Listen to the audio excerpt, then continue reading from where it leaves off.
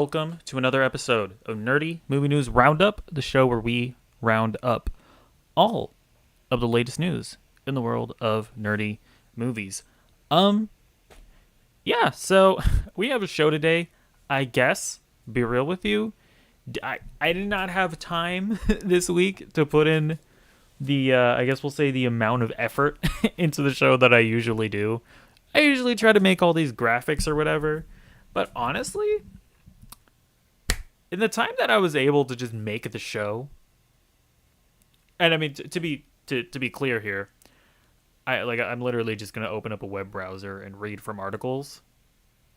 I really started to evaluate if it was worth my time making all these graphics. Like, I don't know. If it just goes fine today, this might just be how I do it from now on. But that's I don't know, reevaluating the if it's worth my time. I don't know, like be honest. I don't know if you're watching this or whatever. Does seeing like graphics or whatever when you're watching something, does that like make you go, oh yeah, I'm gonna subscribe and I'm gonna like the video and all that, or is it more like my commentary? I'm genuinely curious. I don't know. So if you have any insight into that, please let me know. But anyways, we got some stories, I guess, that we can talk about. So let's just jump right into this. Okay. So first of all, we got some news about Ezra Miller, because why wouldn't we have news about Ezra Miller? Hold on. All right, how am I doing this? Yeah, here we go. Okay, there we go. I thought that wasn't gonna pop up at first. So let's read it. We're reading this from the Hollywood Reporter. First, up here. A source with knowledge of the situation says the studio appears to be preparing for three possible scenarios. First, Warner's has received indications that the 29-year-old Miller, whose mother has accompanied the actor in recent days, will seek professional help after returning home to their farm in Vermont after being away. If that happens, Miller, who goes by they/them pronouns, could give an interview at some point explaining their erratic behavior over the past few years. The actor could then do limited press for The Flash, and the movie would open in cinemas as planned. So, I can't see that one happening. With everything that's gone on with Ezra Miller, I just don't see how you ever put this man in an interview. Like, or I guess, at the very least, I guess not a live interview. Maybe like a pre-recorded thing where like the studio has final edit, maybe? But like press? I don't know. What is press technically, like, what does that encompass? Like, is that just like making like ads or whatever? Like just having Ezra Miller pop up in front of a camera and be like, "Hey, I'm Ezra Miller. I'm the Flash. Come watch the Flash in theaters." I don't know, whenever they release it. I don't know. I don't remember if it has a set release date. Like, does that count as press? Because I guess I could see that. But like him talking to reporters, that seems like a terrible idea. So yeah, well, I don't know. I personally don't buy that happening. But second of all, second scenario, even if Miller doesn't reach out for help, Warner's could still release the film, but don't expect Miller to play a prominent role in terms of marketing and publicity, nor would Miller be the Flash going forward, as the role would be recast in future projects. I think at this moment in time, I think this is the most likely scenario. I think at first, my first instinct was, if I'm remembering my past shows correctly, I think after just a lot of the really bad stuff that went down, where he was like throwing chairs at women that actually like hit their, I know he threw like a chair at a girl, and it hit her forehead. He was like staying at these random people's houses, and he like robbed them and threatened to kill them. And when all that stuff was going down, and then then he like borderline R. Kelly to girl. I don't know the particulars of that situation, so don't hold me to that. But I remember I kind of got to the point where I was like, "There's no way they could release this." But at this point, I'm at the point where I'm like, no, they're probably not just gonna throw away $200 million. And before you go, well, they threw away they canceled the Batgirl movie. They were able to get like a tax write off for that. And not that I know anything about tax write offs, but presumably they were able to recoup their costs. I don't think they're just gonna throw away $200 million. Like that's probably not gonna happen because honestly, with just trailers and like limited marketing, no press, if you put the Flash in theaters, it's gonna make something. You're gonna at least recoup some of those costs. So I do think that this is the most likely scenario. But okay, let's go to the third option that they talk about here. The situation with Miller deteriorates further. This would see Warner's killing the movie outright, as it could not be reshot with a different actor. Miller plays multiple characters and is in almost every scene. Scrapping a $200 million film will be an unprecedented move. And yeah, I kind of like accidentally addressed that. So yeah, I don't think that this is gonna happen. Even the Hollywood Reporter mentions what I said here. All this comes amid change at Warner's. Earlier this month, newly minted Warner Brothers Discovery CEO David Zaslav stunned Hollywood when shelving Batgirl, a $90 million movie made for HBO Max. Unlike The Flash, there was no individual controversy involved. Rather, Zaslav opted to take a tax write-down on the project and pivot away from making streaming films for DC. So yeah, I just don't see them. I don't see them just not dropping The Flash because no, I don't. Again, unless it's the case that they can get some kind of tax write-off that would upend the costs, I don't know that that's going to happen for a $200 million movie. But then again, I don't know anything about finances, so whatever. But yeah, let me know what you think about that in the comments below. Like, do you think there's any kind of chance that maybe they do end up shelving The Flash? Yeah, let me know. All right, let's move on to our next story.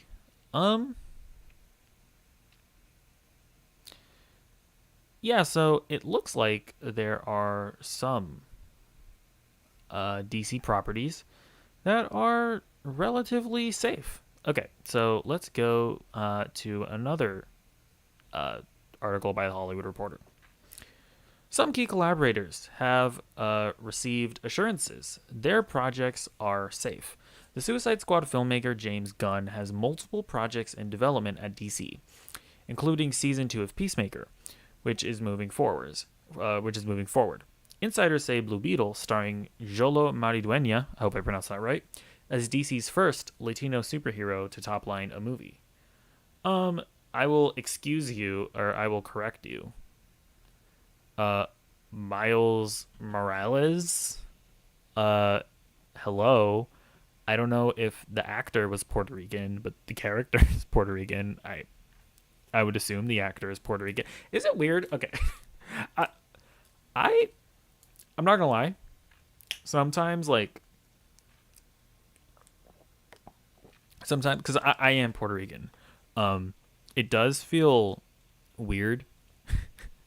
And I don't know if it's like culturally acceptable for me to like feel represented by Miles Morales, or if it's just like if I were to like be in a room and I were to be like, yeah man, Miles Morales, I love that character, I feel so represented on screen, like would all the black people just kind of like look at me like have like are Puerto Ricans allowed to claim at least half of Miles Morales?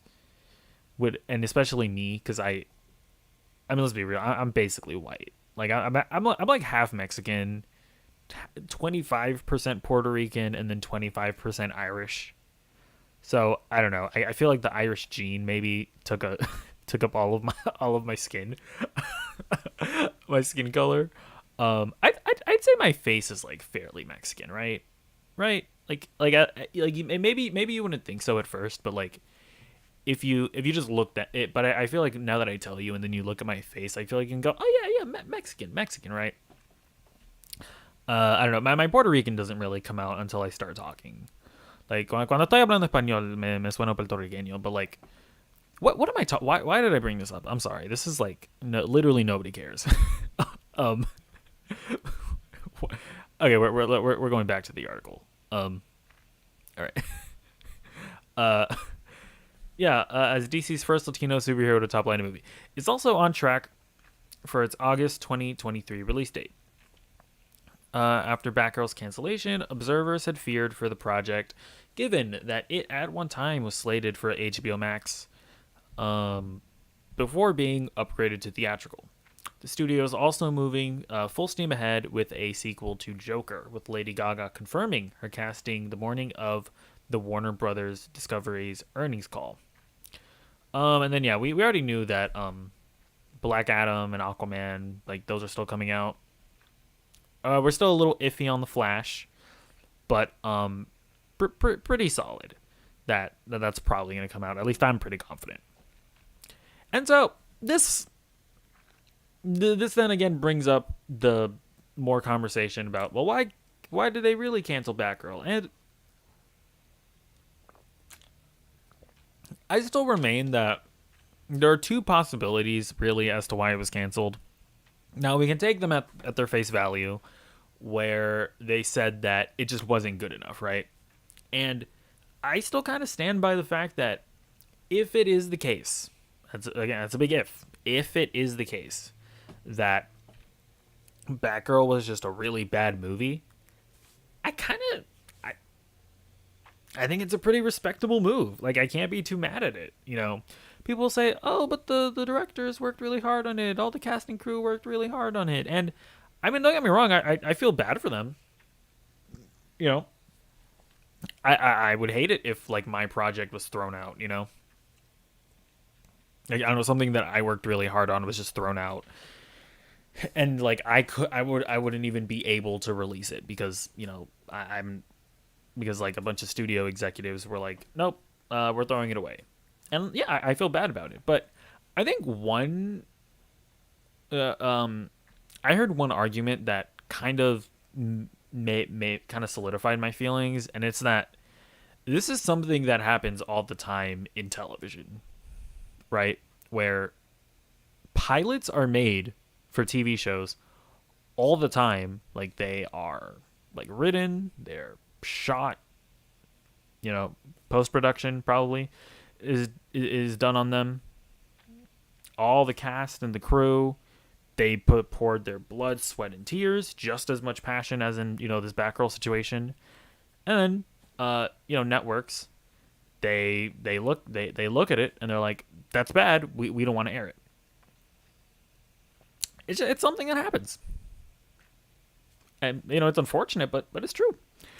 And so it's just an unfortunate reality of the fact that, yeah, making movies, it's not just art. It is business. And I don't think that necessarily has to be a bad thing. I think that, you know, hopefully smart business executives and, you know, hopefully this is the case. Hopefully, like, intelligent business executives recognize that the best way to make money is to ultimately the best way to make money is to make a good product that people enjoy watching, right? Like, hopefully they're, you know, they realize that you can't just make like a superhero movie and expect it to make $1 billion. It's been proven to be the case that that doesn't really work out, right? Like, let's just look at DC, for example. And again, whatever your personal opinions are on DC, I'm talking about the perception of them, right?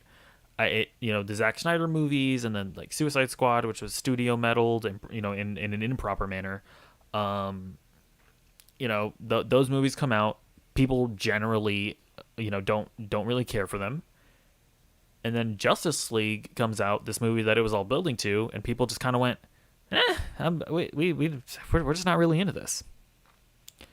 On the flip side, this is Marvel an example. And again, if you think Marvel movies are mid or you don't like them, that's fine. It's your personal opinion. But the general perception are Marvel movies are really good. People enjoy them. Marvel made movies that people enjoy, and it led up to Infinity War and Endgame that they all went out to see. Made the highest grossing movie of all time. Well, technically, Avatar got re-released and then it leapfrogged and Endgame, but whatever, who cares? My point still stands. Generally speaking, if you make movies that people enjoy, it is going to maximize your, how much money you make.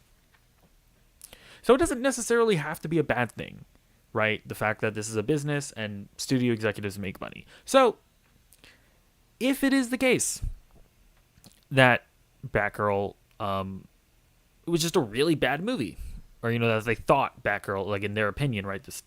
The David Zaslav and whatever his team of people, fat cats. If they just thought that Batgirl was a bad movie, I kind of respect the decision. Now it was and so that's one possibility. The other possibility that was kind of being reported around is that the movie wasn't large enough in scope, right? That it's not that the reason that it was canceled, it wasn't necessarily because it was bad.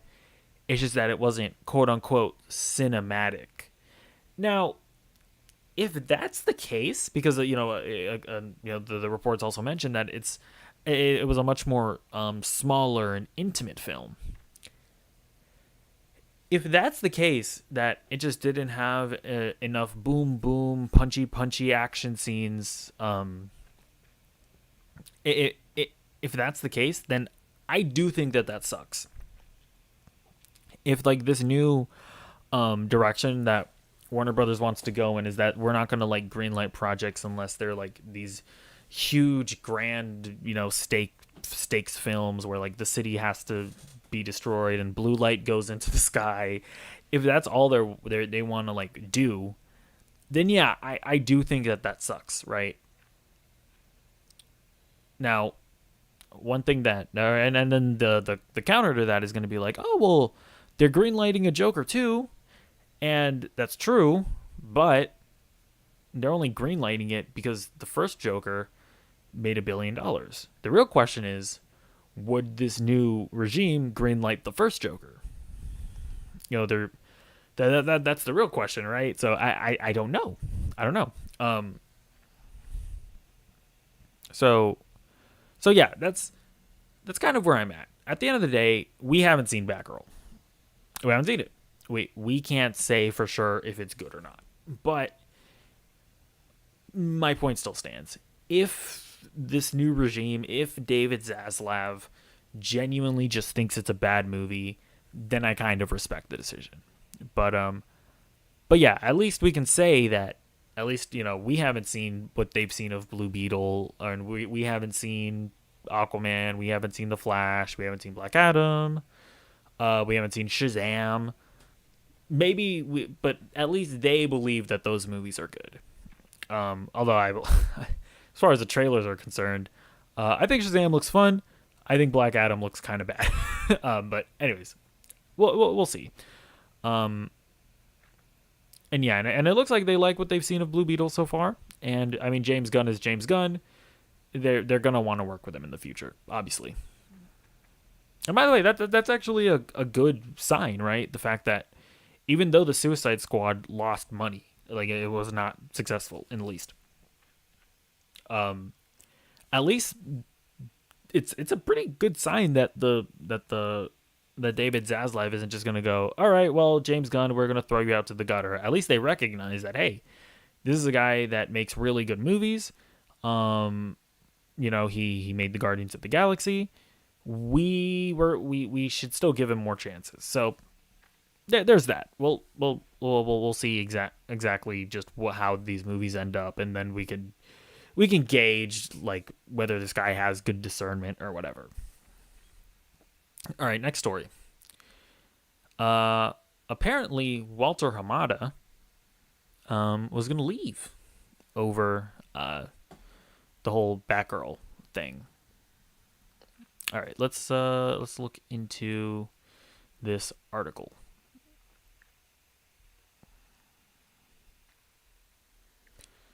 Amid the shelving of the HBO Max film Batgirl and the clear desire of Warner Bros. Discovery chief David Zaslav to find new leadership for the DC universe, DC Films president Walter Hamada has come to the verge of exiting the studio and consulted with counsel, sources tell The Hollywood Reporter.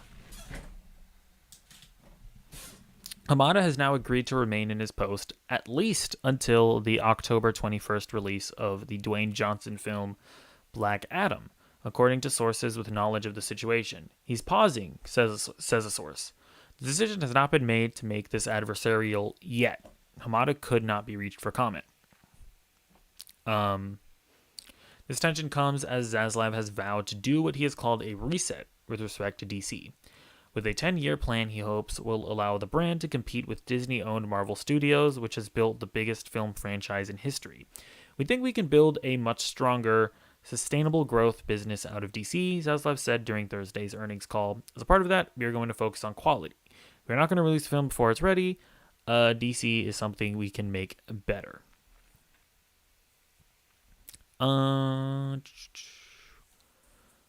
Let's see. Okay, we'll read a bit more of this. An insider says Warner Brothers Pictures Group co-chairpersons and CEOs Michael DeLuca and Pam Abdy, who are overseeing DC until Zaslav settles on new leadership, informed Hamada at a recent Black Adam test screening that Batgirl, a $90 million film that was in post-production, would be shelved. The explanation was that given Zaslav's strategy, the picture wasn't strong enough to release theatrically and was too expensive for a streaming release. The company, under pressure to cut costs, elected to write down the project, which we know all that.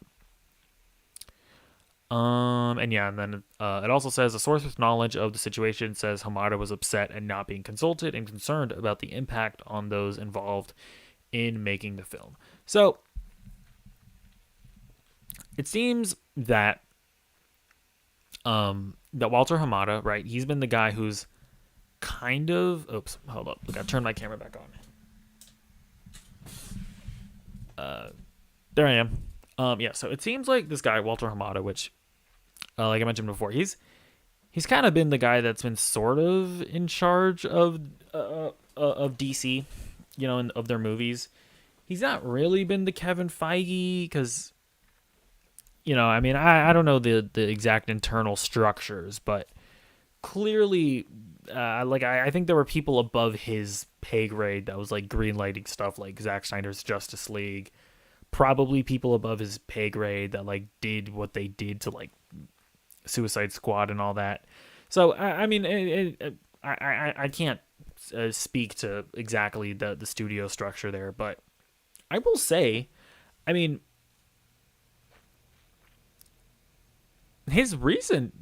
way he's been recently handling DC, I haven't been too mad at. Like, if you just want to look at just quality wise, they put out like Shazam, which I enjoyed. They put out Joker, which I enjoyed. They put out I didn't mind Harley Quinn, Birds of Prey. That's not great though. Loved the Batman. So. And then as far as box office is concerned, I don't like Aquaman all that much, but it made a lot of money. So his recent stuff actually hasn't been that bad, but clearly now with David Zaslav being the new CEO and him doing things differently and not even consulting him, he's understandably upset. So yeah, I don't know that he's going to stick around, right? And I don't know that... to be frank, I don't know that this David Zaslav guy is even going to want him to be around because, we're going to get to a story later about how David Zaslav is looking for a Kevin Feige type of guy. Well, they have Walter Hamada there, so clearly Walter Hamada is not the guy that he's looking for. So, I feel like that kind of speaks for his for itself. So yeah, we'll see what happens with that. But yeah, clearly there's a lot. There's just a lot of strife coming happening in the DC or in Warner Brothers right now. But it's pretty entertaining to read about. All right, next story. More Warner Brothers Discovery stuff. And stuff. Nobody's safe over there because another DC Comics property has gotten the axe at HBO Max. This is coming from The Hollywood Reporter. Strange Adventures, an anthology series from executive producer Greg Berlanti that was to feature some lesser-known characters from the DC universe, isn't moving forward at the streamer. HBO Max confirmed to The Hollywood Reporter. Filmmaker Kevin Smith, who was set to direct and co-write an episode of the series, revealed on his Hollywood Babble On podcast that the show was dead. Honestly, I don't have much to say about this because I don't even know what this show was going to be about. Apparently, I mean, they said that it was going to be an anthology show, but I think this is, from what I've heard people talk about, I think this was like this is like an, I guess I could probably look this up real quick. Hold on. Hang on. I am, or at least I don't know if there is like a line of comics called Strange Adventures. Let's see. DC Comics. Yeah, like it is a sort of a thing. Like it is a comic line. So I know there were some people that were excited about it, but honestly, I mean, this seems like a project that the new regime would look at and be like, why are you making this? So yeah, can't be too surprised about it. If you were a fan of the Strange Adventures comic books or whatever, my condolences. Okay. Next up is coming from Variety. Looks like Zazie Beetz might be coming back for Joker Folie à Deux, or also known as Joker 2. Zazie Beetz is being eyed to return to the upcoming Joker sequel, Folie à Deux. Variety is confirmed. Beetz, do I even need, I don't even, what, I'll do my own commentary. That's really all I needed to hear from you, Variety. Thank you very much. Yeah, so it'll be interesting to see how they do this because, yeah, in the last movie, it was, the twist or whatever, it was revealed that Zazie Beetz, or not, well, she wasn't made up, but her relationship with the Joker was made up. My guess is that that's just going to kind of continue to be the case, right? Like, she's probably not going to be a part of the movie, like, as a physical person, but rather, like a figment of Arthur's imagination. Like, that seems like how they're probably going to go about it, unless he, like, breaks out of prison and goes to her somehow, which would be, disturbing, right? Clearly. But yeah. I like Zazie Beetz a lot. What? I would like to see her back, because why not? I guess. Okay. What my commentary is just amazing, isn't it? Like you couldn't find better commentary than mine. Sometimes when I just don't have anything to say, and then I think about what I'm trying to just bullshit. I gotta catch myself. You know what I'm saying? Okay, let's move on to the next story. Henry Cavill, maybe he's coming back. Okay, so got some quotes. During a conversation between Fandango's Eric Davis and The Wrap's Humberto Gonzalez on Twitter Spaces, the insiders offered a promising update on Henry Cavill's future as Superman in the DCEU. Gonzalez first noted that the multiverse has to stay if DC wishes to push forward with both Sasha Cale Supergirl and Henry Cavill Superman in the DCEU. This is a quote from this Gonzalez dude. The multiverse have to stay if they want to. Oh, is this just the same thing? Oh, okay. Well, this is technically different, so we'll read the full quote. The multiverse has to stay if they want to keep Supergirl actress Sasha Cale and bring back a new Superman or bring back Cavill or something. That's going to have to be the reality of it. Davis then questioned Gonzalez on what he knew about Cavill's Superman future, saying he heard a story that they've asked him and he doesn't want to do it. This is coming from Eric Davis. What have you heard about Henry lately? I've heard a story that they've asked him and he doesn't want to do it. He doesn't want to come back. And then I guess this is another quote from Gonzalez. I'm pretty sure that if he heard the right take, I do know that the current regime, they like him as Superman, and I think they're going to try. This is probably going to turn into a story. I'm not sure, but I'm pretty sure they'll maybe try to get him back. I could be wrong. I just don't think they've had a take yet for him to come back. But again, that's all subject to whoever the new DC guy is overseeing the universe and this committee and the one answering to David Zaslav. It's been almost 10 years since we've seen him in Man of Steel. But what can I say? I personally, I don't think it's over just yet. So, a lot of interesting things to talk about there. So, I mean, those guys are like industry insiders or whatever. I mean, this isn't something that's been reported in like one of the major trades like Hollywood Reporter or Variety or whatever. But these guys are like industry insiders or whatever, so they've heard stuff. I guess it's more like yes. I mean, this if you really want Henry Cavill back as Superman, I mean, yeah, this should be give you some glimmer of hope. But I guess the more interesting conversation to have is, should they bring back Henry Cavill? Honestly,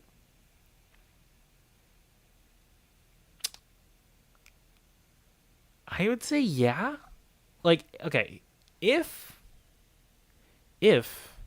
your intention is to try to salvage the DCEU, then I mean, yeah, you bring him back, obviously. But maybe that's not. Maybe like when they say that they're gonna do a reset.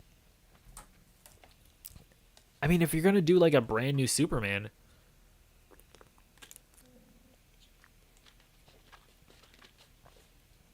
you've already haven't had that much success with Henry Cavill's Superman. I feel like you might as well recast.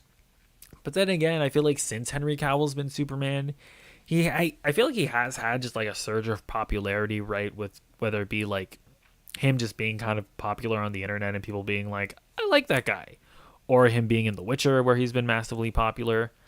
I don't know. I think it's a hard one. I mean, listen, I know people like really love Henry Cavill as Superman. I'm kind of the opinion that yeah, he's good, like he's fine, but I don't think he's like Robert Downey Jr. as Tony Stark or anything. But I don't mind him at all. So I don't know. I mean, either way, I do think it's interesting to just for that they're saying that Henry Cavill isn't just going to do it, right? I think it's interesting that for them to note that Henry Cavill is going to want to wait to see like what the actual story is. And so we're probably not going to hear about this until potentially months, right? Because who knows how long it's going to take for David Zaslav to find his Kevin Feige guy. Or maybe they've already found him. Perhaps I'm hinting at the future story. Okay. Let's move on. But yeah, either way, let me know what you think in the comments below. Should they bring back Henry Cavill? Yay or nay? All right. Next up, really interesting story. So this is coming from comicbook.com. And we're going to read some quotes from Giancarlo Esposito. So I have not worked for Marvel yet, the actor revealed. I've been in a room with them and talked with them, and to answer your question, I think what they do is on the lines of that mythological journey that Joe Campbell talked about, who happened to be a friend of George Lucas that George Lucas put into his stories. They do the same thing. So there's been talk of Magneto, there's been talk of Dr. Freeze. Okay, let's just pause there for 1 second.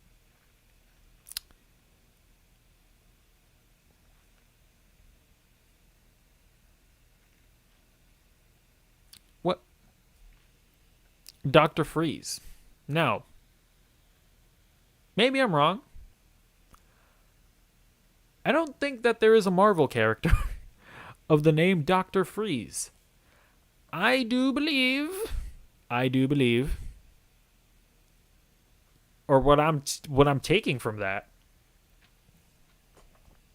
is that this is a mistake.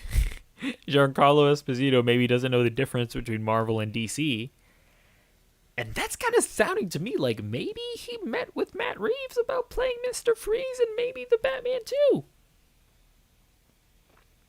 Perhaps? Hey, listen. I,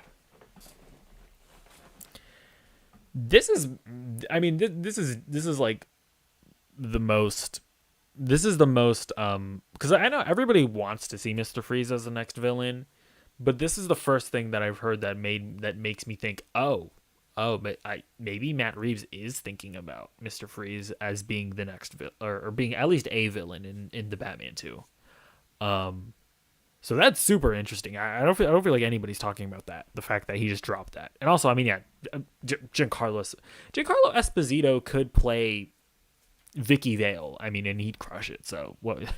Yeah, obviously he would be a good Mr. Freeze. All right, let's keep on reading.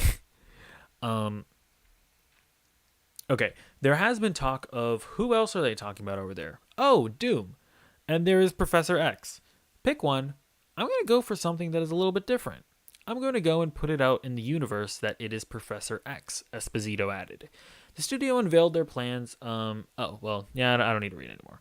Okay, so that's super interesting. So he has confirmed that he's talked to Marvel about playing Magneto, Doctor Doom, and Professor X.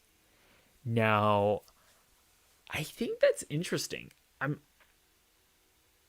like, they're saying, I think they said that Fantastic Four isn't going to come out until 2024. I mean, I guess it's not unreasonable that they would start talking to people like 2 years in advance. And even maybe even 3 years in advance, because who knows when who knows when they're going to get around to doing the X-Men. Is it going to be a part of that Phase 5 or whatever that they showed? You know, where the Avengers movies are coming out. I might be getting my dates mixed up, but what this indicates to me is that clearly they're already planning, like, and they're in talks with people about playing, or about what if they want to play X-Men characters, or for an X-Men movie. Okay, I totally messed up what I was gonna say. What I was gonna say was, or what I'm getting at is, maybe some of these characters are gonna show up before an actual X-Men movie. Well,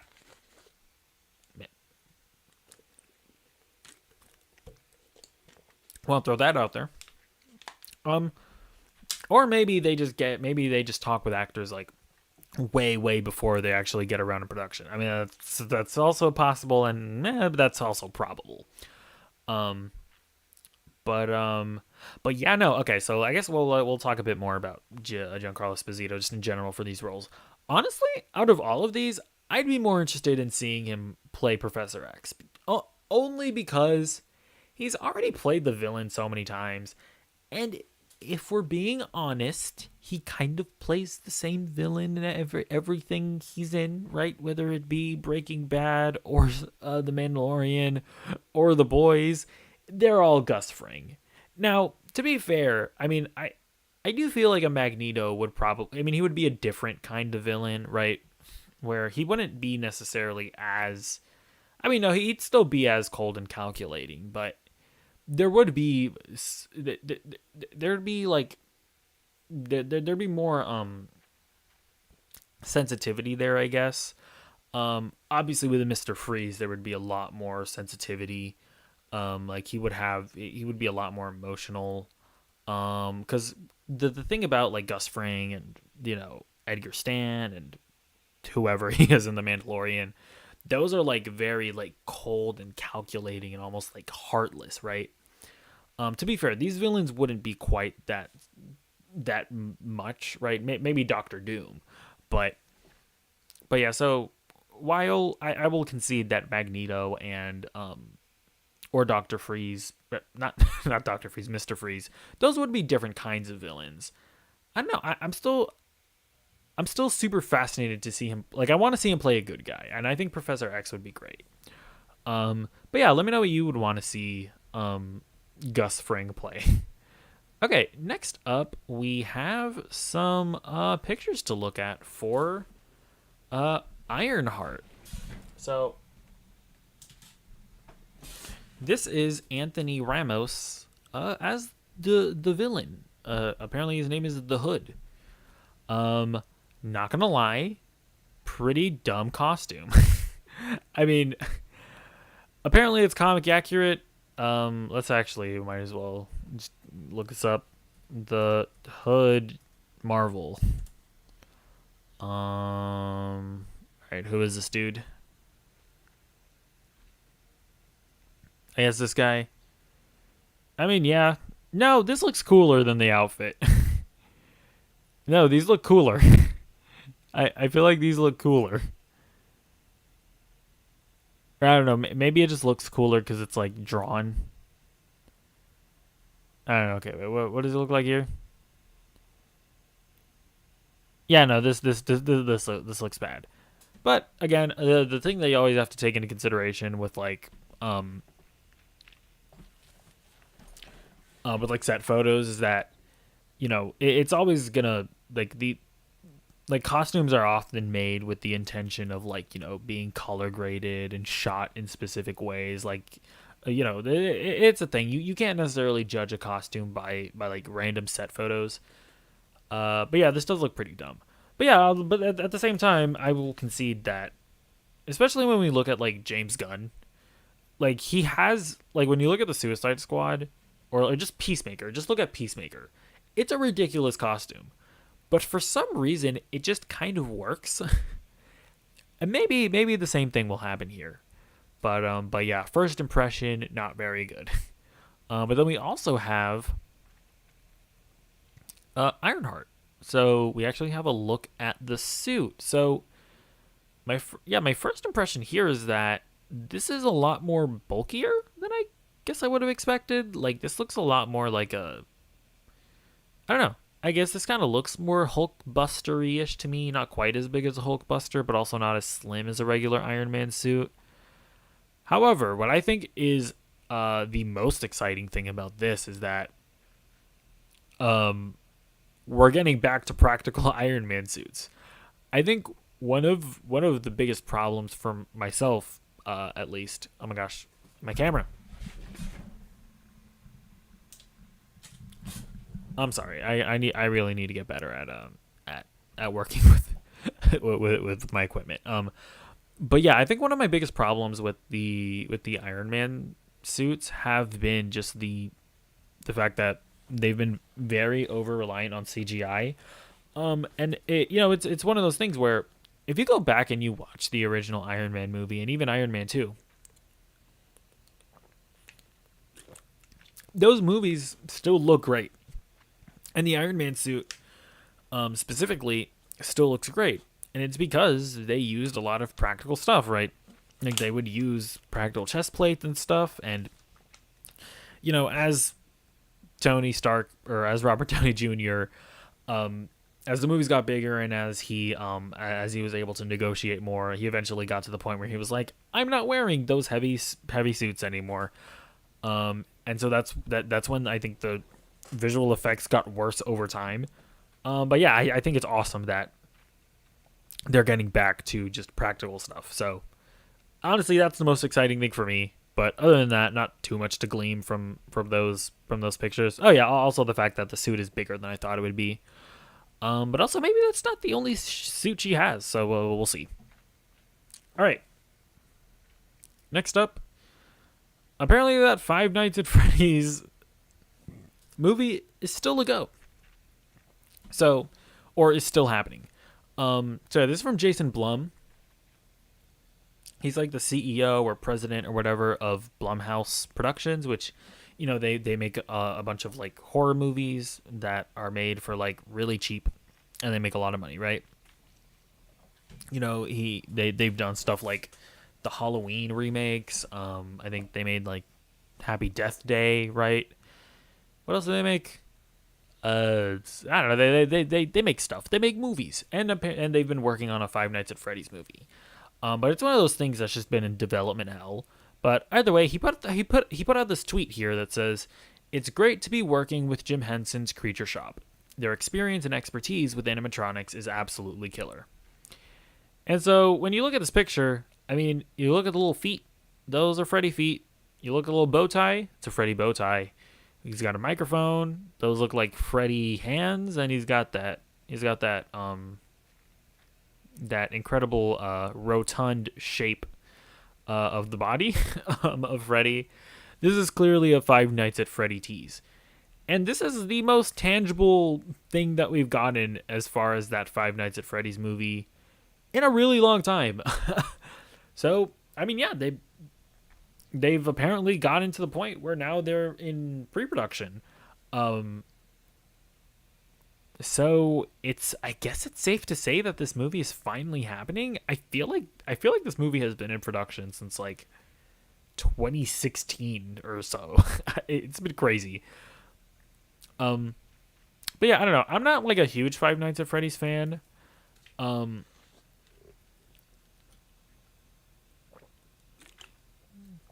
But I will admit, I have gone down like the YouTube rabbit holes of watching lore videos and stuff. So I'm not really a huge fan of like playing the games, but I guess I know the lore of Five Nights at Freddy's, not to any great extent. So don't ask me to explain it, because I don't. I value my life and my time here to some extent. But yeah, I would be interested to see what this movie ends up being. But yeah, let me know if you're excited about Five Nights at Freddy's in the comments down below. All right.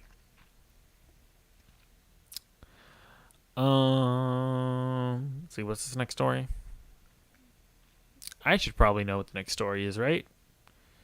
That would make sense for me to know it. Oh, right. Okay, so this is a thing that's weird. I don't understand why people are confused about it, but people are confused about it. Okay, so let's read this from Variety. Let's see. We can start here. Oh, okay. So I guess this is basically saying that Okay, so this article is it's kind of describing the fact that the Joker is going to be significantly more expensive than the first one. Okay, and then so the Joker 2 is going to cost roughly $150 million to produce. And then the article goes on to clarify that's still cheaper than most superhero movies, which often cost upwards of $200 million. Like The Batman, for example, which earned a solid $770 million globally in a pandemic environment. Writer-director Matt Reeves is on track for a sequel with star Robert Pattinson, but the project remains in development and does not yet have a green light. Any future film is years away. So people are seeing the fact that, oh, the Batman doesn't have a green light. Oh my gosh, is it in trouble? What? No, I don't think the Batman 2 is in any kind of trouble. They just don't really have anything to show or to be greenlit yet. Like, Matt Reeves is still working on the script, you know. Movies don't get greenlit until there's like something to like present to the studios, right? Like the studios need to read a script and stuff to like greenlight the project to then go into production. Matt Reeves hasn't written a script yet, so yeah, it hasn't been greenlit. That being said, I mean, at the investors call with Warner Discovery, I'm pretty sure they brought Matt Reeves out onto the stage to talk about how they're gonna make the Batman 2. So the Batman 2 is fine, like it's gonna happen, but or maybe it doesn't. Maybe they do decide they just want to reset everything. I would David, Mr. Zaslav, I just want you to know. I need you to know this. If you touch any part of the creative process of the Son, the Spirit, and the Father, I messed that up, Matt Reeves. If you touch anything, if you so much as make a note on the script, I will lead an army unlike anything that you've ever seen before. Okay? You thought the Snyder cultists were bad? You thought the Star Wars fan base was annoying? You thought the Lord of the Rings fan base weirdly don't like the elves or whatever. They don't like black elves or something. You thought those guys were annoying? You haven't seen anything like what I would dish out. Okay, David, watch yourself. That's all I'm gonna say. That's all I'm gonna say. Okay, but yeah, no. As far as the Batman, um, it's gonna happen. Like I think it's pretty safe to say they went out, like they've openly talked about it. It's been reported that the Penguin show is set to start shooting in February. I doubt that they're gonna make a Penguin show, with a spin-off of the Batman without doing the sequel. So don't worry your cute little head, okay? It's everything's gonna be all right. Okay. Next up, we have our last story of the day. Oh yeah. So actually, in this same article, where does it say it? It says it somewhere. I'm looking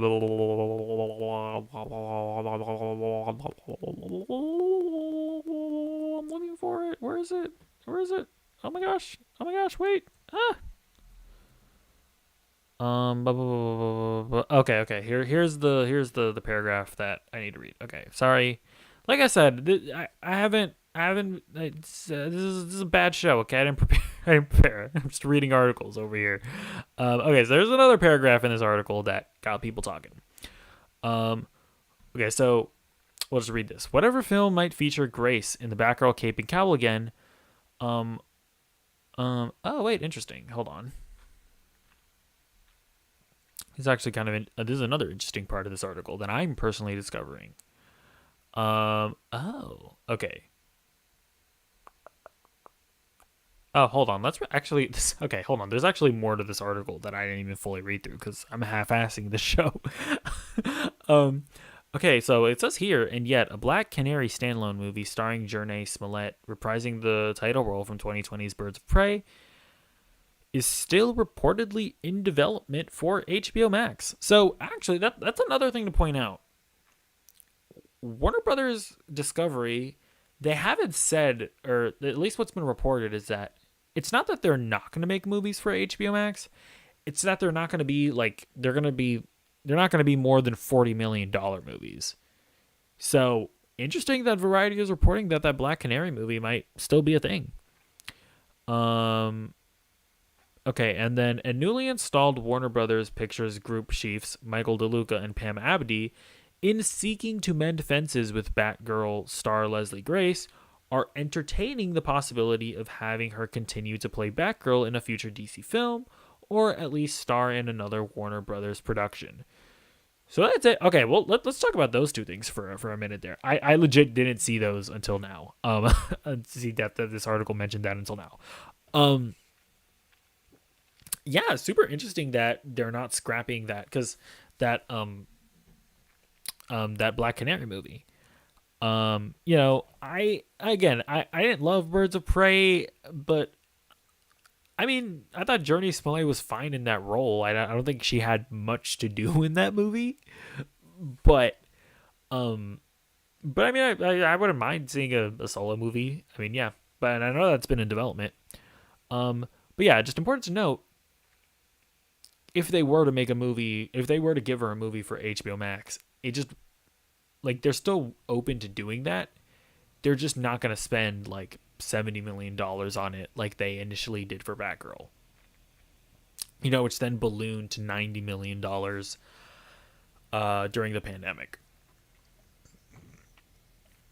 So that's interesting and important to note that kind of goes against one of the possibilities that I brought up earlier in the video, right? Saying that, maybe it's possible that DC just doesn't want to make movies that aren't quote unquote big popcorn, blockbuster, whatever movies, right? Seemingly they are still open to making that Black Canary movie. So that's interesting.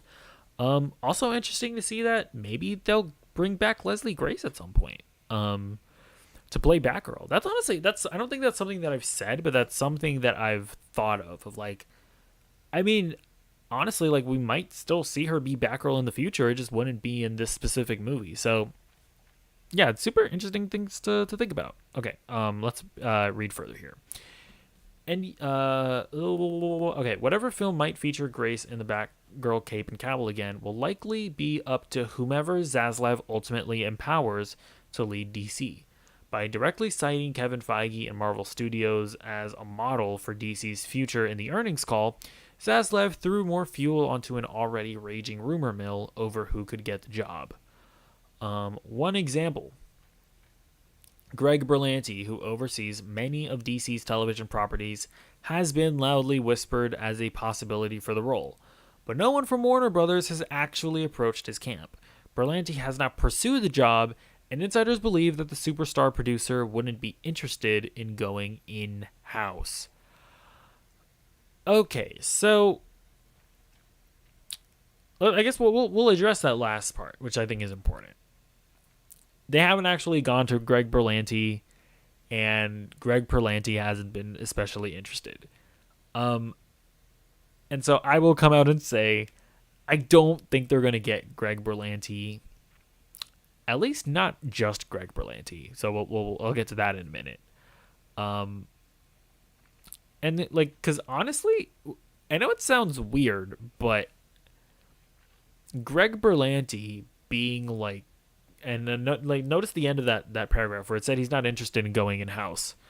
From what I understand, and again, I'm an idiot, I don't understand how all these structures work. It seems like Greg Berlanti doesn't necessarily work for Warner Brothers. He's like, his production company, right, is like contracted to make all of these shows. So from what I understand, he's making way more money like making these shows for Warner Brothers than he would as like actually just being an employee of Warner Brothers. So that's an interesting thing right there. And again, I could be totally wrong about that, so please correct me if I'm wrong. But that's just an interesting thing to note, that it's probably unlikely that he would take the job, right? If he's not, if it's going to be a downgrade as far as, you know, payment. But let's entertain the idea. Should they hire Greg Berlanti as the Kevin Feige? I would say no. Now, listen, he has technically been the Kevin Feige of a DC universe on the CW, right? And by the way, I guess I should explain, just so you know, Greg Berlanti is like the guy who has shepherded the CW Flareoverse, so to speak, right? So that's all the shows all the DC shows on the CW, like the Arrow, the Flash, Supergirl, Legends of Tomorrow, Black Lightning, Stargirl, Naomi. I don't know, whatever, all those shows. He's been like the big dick head honcho over there, shepherding all of those shows. And to put it bluntly, those shows are not good enough to make me think that he would be a good choice to like run DC Film Studio. And let's even just assume that those shows were good, because I'll say it, I don't think the guy's like untalented, because I love the first two seasons of Arrow. I love the first two seasons of The Flash. I really like Superman and Lois, which is currently ongoing. I really like Doom Patrol, which is currently ongoing. So clearly the guy's able of producing some good stuff. Honestly, a part of me does wonder if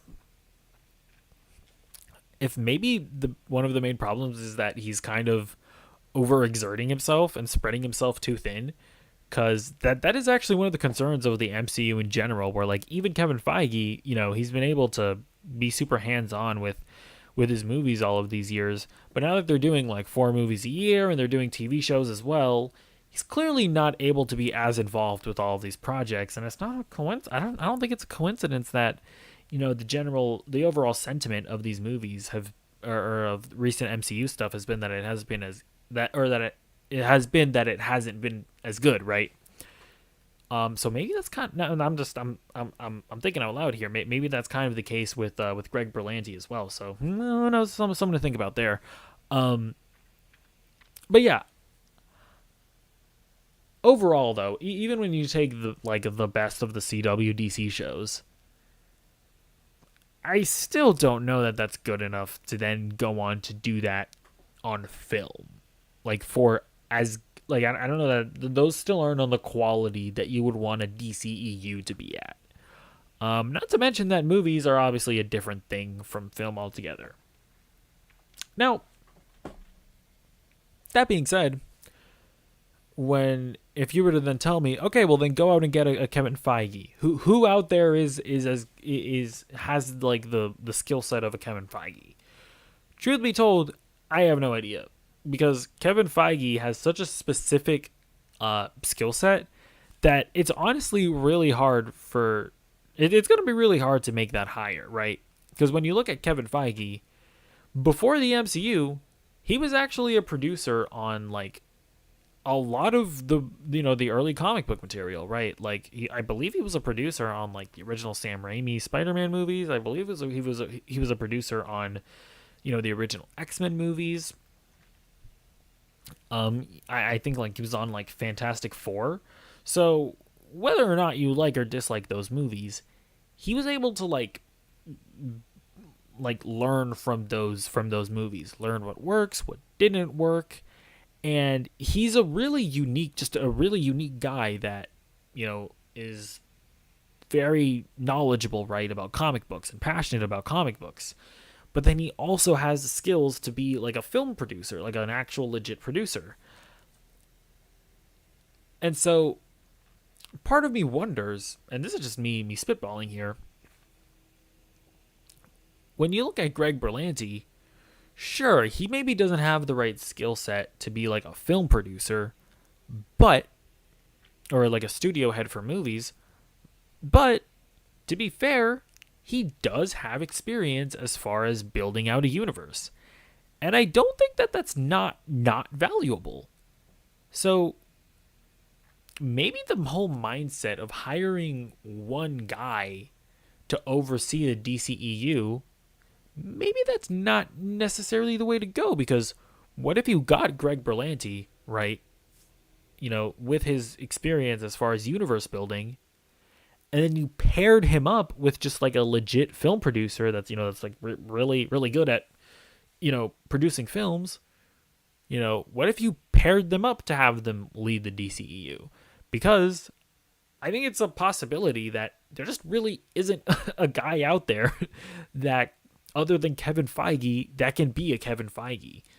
So I don't know. Let me know what you think about all of that. Do you think that Greg Berlanti could conceivably be a good, Kevin Feige for the DCU? And what do you think about my idea of kind of like what they're doing currently with Star Wars, right? Where they went out and got Jon Favreau and Dave Filoni to work together to sort of chart out what we're currently seeing with Star Wars on Disney Plus, where Dave Filoni, he did like Star Wars The Clone Wars and Star Wars Rebels and like the animated stuff, but he's never really done live action. That being said, he has a lot of experience working in Star Wars. So get him and then get like a filmmaker like Jon Favreau to work together, and then we got The Mandalorian. And then, we also got the Book of Boba Fett and Obi-Wan. But we got The Mandalorian, right? And hopefully Andor and whatever. Mandalorian Season 3 is good. But you get what I mean, right? Like, maybe that's a good idea to do for the DCEU. So, yeah, let me know what you think about all of that. And any of the stories that we talked about today. So, because those are all the news. And yeah, I guess just to wrap up today, we'll talk about what I've been watching over the week. I watched two things. I watched Prey, So that's that new Predator movie. They put it out on Hulu, which normally would be a red flag, but it's actually pretty good. So this is a Predator prequel movie, and I watched it. And I guess I'm a pretty interesting use case because I've never actually seen any of the Predator movies. I don't know. I never watched the original, never watched the sequels, never watched Aliens versus Predator, never seen a Predator movie. And I quite enjoyed it. So basically, the basic plot of the movie is a little Native American girl. She's all like, I wanna hunt. I wanna hunt. I can be a hunter or so whatever. And then like the people in the tribe are like, no, you can't be a hunter. You gotta stay home and make me a sandwich. And she's like, well, screw you guys. I'm gonna be empowered and I'm gonna just prove myself or whatever. And that's basically the plot. But then the Predator comes in and they have to fight the Predator. That was a great explanation of what the movie's about. I know, thank you very much. But no, I mean it's an enjoyable movie. Like yeah, if you're one of these people that's just like, I don't want woke movies. I don't like women being in movies, and I don't want woke messaging or something. If you're one of those guys, yeah, this movie's probably gonna annoy you. But if that doesn't bother you, then you'll probably have a good time with this movie. Because yeah, I think the performances are really good. I think the main actress is great. I think that I love just the tone of the movie. I love how I like that there's not a ton of dialogue. I like that a lot of it is just very, I don't know, I guess it feels, I guess authentic is the right word, in the sense that there's not a ton of speaking, because I mean at that time period it's not like there are going to be all that many conversations being had between the tribe members. I love that it's very much in line with like the name of the movie, right? It's very much about characters like hunting, right? Whether it be like the characters trying to hunt like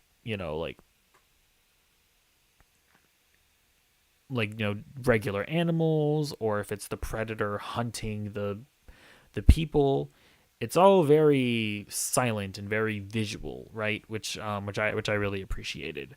And it's also like, they got some really cool kills with the predator. He's out there ripping people to shreds.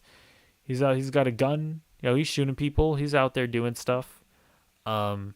Is this not the greatest movie review you've ever heard in your entire life? I don't know. I guess I don't want to like spoil too much about the movie because there's not like a ton that happens in it. So I don't know. I'm trying to be ambiguous, but I also realize that I'm not saying anything really. It's a good movie. Go watch it or don't. I don't care. Moving on.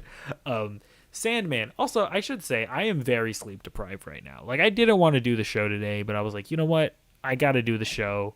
So I'm here, but I'm very tired, okay? I watched the other thing I watched episode 1 of Sandman. Much like Predator, never read the comic books, literally had zero knowledge of what the show was about, and I really liked the first episode. So from what I understand, this is like Sandman is a DC comic, and I think that from what I've read, I think the comic is set in the DC universe. But the Netflix adaptation is like explicitly not set in the DC universe. So I don't know what the differences are between this and the comic. I don't know if like Superman shows up or whatever. But this is very much like I wouldn't necessarily I wouldn't be able to tell if that this was in the DC universe if I hadn't known that.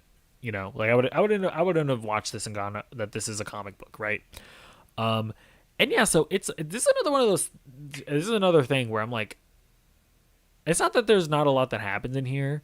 It's just that I had no idea what the show was about, and as I was watching it, I was like, oh, so okay, so this is kind of what the show is gonna be, And then by the end of it, I'm like, oh, so that's not what the show's going to be. The show's about something else. So it is another one of those things where I kind of don't want to talk about it. I will say this: it's a very slow burn type of show. It's not like action. There's not a ton of action, at least not in the first episode. It's very just like methodical and um, but I will say it is very like it's very fantastical. The Sandman. He yeah it's about that like the what is the Sandman? Is he just like a folktale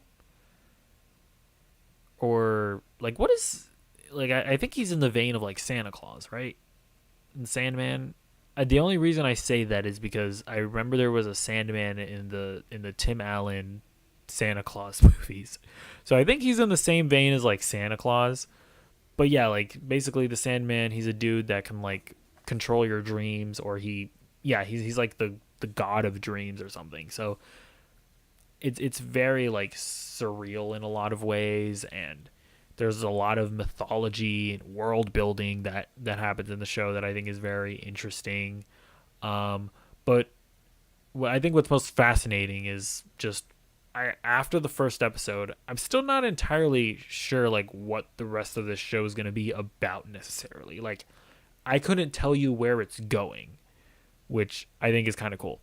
But yeah, either way, sorry that these reviews that I kind of wanted to be vague, but I just wanted to recommend those movies because I think they're cool. I'm also very sleep deprived, so my apologies if this entire episode has just been me being incoherent. But it is what it is. Either way, show's done now. I have nothing else to say to you. Okay, so you can leave, quite frankly. All right, leave, get out of my house.